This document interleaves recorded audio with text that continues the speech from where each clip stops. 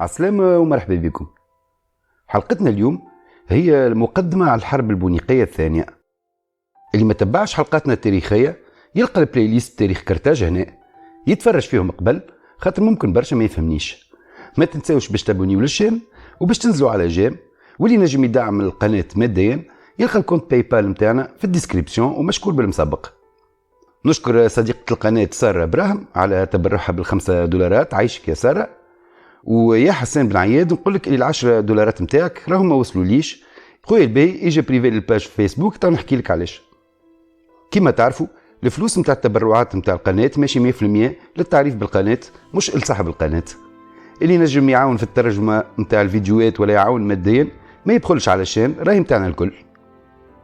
رغم الكارثه اللي صارت الكرتاج في الحرب البونيقيه الاولى، الا انها لحد لهنا روما باقي تعتبر القوه الثانيه في البحر الابيض المتوسط وكرتاج الاولى. اما زاد الوضعيه الماديه نتاع كرتاج بعد الحرب الاولانيه وضعيه كارثيه برشا وتعبه برشا، وحتى الفلوس اللي كانت تدخلهم للمستعمرات نتاعها التجاريه اللي في سيسيليا ما عادش عندها وما عادش تحت السيطره نتاعها ولات عند روما.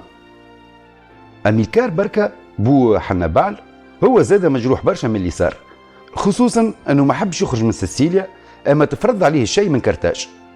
وزاد ما ننساوش حروب المرتزقه اللي زادت على همه، وكلات 3 سنين من حياة كرتاج في حكاية فارغة، وزيدك زيادة خسرت جرتها سردينيا والكورس.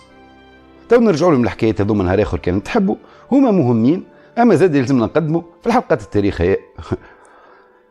في الوقت هذاك السلطة في كرتاج تقسمت لزوز، المالكين الارستقراطيين تلموا تحت عائلة هانون، والاخرين اللي الاغلب نتاعهم تجار تلموا تحت عائلة اميلكار. باش يدوروا الزيرو كيما نقولوا ويدبروا فلوس، هانون عمل اتفاقية مع روما وحب أنهم يتوسعوا في إفريقيا، وكانك من أميلكار اقترح أنهم يمشيوا للجنوب متاع إسبانيا بما أنها منطقة معروفة بالنسبة لهم وفيها مراكز متاع تجارة الكرتاج عندها برشا. للمعلومة على ضفاف مضيق جبل طارق من الشيرتين نلقاو بقايا متاع خزف سيراميك قديم برشا تبعهم من قرطاجنة في إسبانيا حتى الوهران في الجزائر، وهذا أكبر دليل على العلاقة التجارية اللي كانت ما بيناتهم وما بيناتنا من قبل. أميلكار رغم اللي كان طرف كبير برشا في نهاية الثورة متاع المرتزقة، إلا أنه سياسيا محروق مع كرتاج. بالطبيعة المجلس متاع الشورى متاع كرتاج رفض العرض متاعه وما حب يقدم له حتى دعم في السفن. خذا تحته خلية متاع مرتزقة ومشيوا في بتوات عادية يتبعوا في السواحل حتى لين وصلوا لجنوب إسبانيا.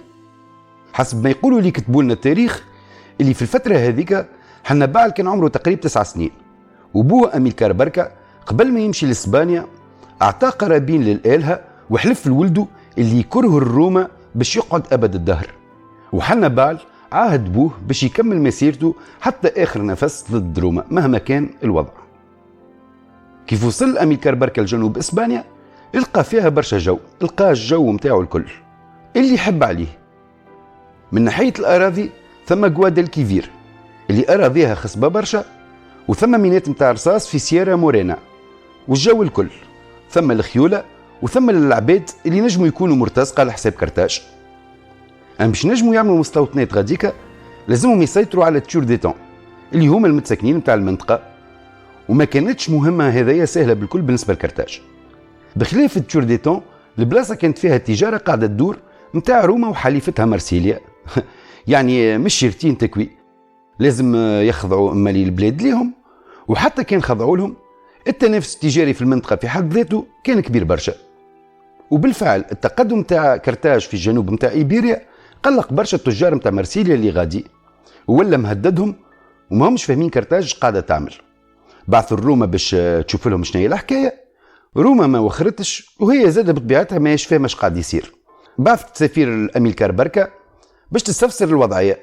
أميلكار بركة جاوبهم جواب واضح: كيفاش تحبونا نخلصوكم في فلوسكم؟ الأراضي هذو مخذيناهم باش نجموا نخلصوكم لا أكثر ولا أقل.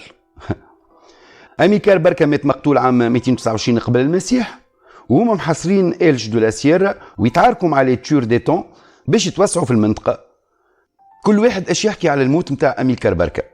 ثم اللي يقول لي هو خبى حنبال واليوتنات المهفات اللي عنده وبدا ينسحب، وفي نهر جوكار ضربوه بفلاش ومات غارق. ثم اللي يقول اللي اوريسيوس رئيس قبيله اوريتاني رمى كريتات على البلاصه اللي هما فيها الكرتاجيين وشعل فيها النار. يا اخي اميلكار مشى فيها. وثم حكايه اخرى تقول اللي مات في عركه اخرى ما عندها حتى علاقه بالمحاصره نتاع المنطقه هذيك، وما تسميتش شنو اسم العركه هذيك ولا البلاصه هذيك. بعد موت اميلكار بركه، كرتاج اختارت رجل بنته ازروبال لوبو، ويعيطوا له زاده ازروبال لونسيان باش يكمل المهمه نتاعو. ازروبال فضل الدبلوماسيه على الحروبات، وعمل علاقه طيبه مع الكباير نتاع المنطقه، وتزوج بنت واحد من الكبارات ولا واحد منهم، وكمل المهمه نتاع اميلكار بركه. ازروبال قد في اسبانيا كرتاجنة اللي تعني كرتاج الجديده ولا البلاد الجديده، خاطر كرتاج في حد ذاتها تعني البلاد الجديده، كرتاجنة البلاد الجديده. عام 226 قبل المسيح روما كانت في عركه كبيره برشا مع الليغولوا، وصحت مع ازدروبال معاهده يحدوا فيها الحدود ما بين الزوز حضارات. وفي المعاهده هذيك مكتوبه اللي كرتاج ما لازمهاش تتوسع بعد ايبير. اللي تكتب هذا في حد ذاته هو اللي كان السبب في نشوء الحرب البونيقيه الثانيه.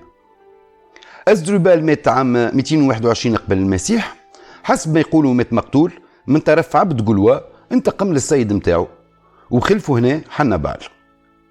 المرة هذه مش كما الاخرين، مش كرتاج اختارت حنبال، اما الجيش متاعهم اللي كان موجود في ايبيريا هو اللي اختاروا.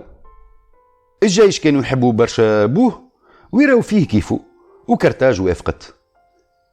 حنبال بدل الطريقة وقرر باش يحارب اهل المنطقة ويرجع للخطة متاع بوه من الاول اميلكار بركة.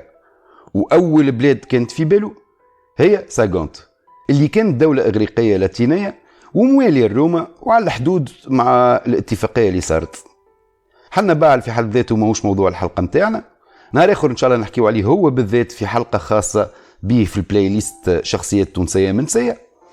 حنبال تولد عام 247 قبل المسيح، وولا جنرال وهو عمره 26 سنة، ويعتبر الأسطورة رغم أنه لحم دم، ويقعد موضوع إعجاب واهتمامات رجال الحرب متاع الدنيا الكل في جميع العصور واليومنا هذا. هذه ما هي إلا مقدمة للحرب البونيقية الأولى. الحلقات الجاية باش يكونوا أقوى. اللي يعرف شكون مغروم بتونس وبتاريخنا وجونا يتاقيه في الفيديو هذايا، وما تنساوش اللي بلمتكم معنا وبالتاج متاعكم ما تنساش حكايتنا التونسية. حلقتنا اليوم وفات، ان شاء الله تكون عجبتكم، وكيما العادة كان عجبتكم ما تنساوش تابونيو للشان وجيم وبارتاج وكومنتير، ويعيشكم وبسلامة.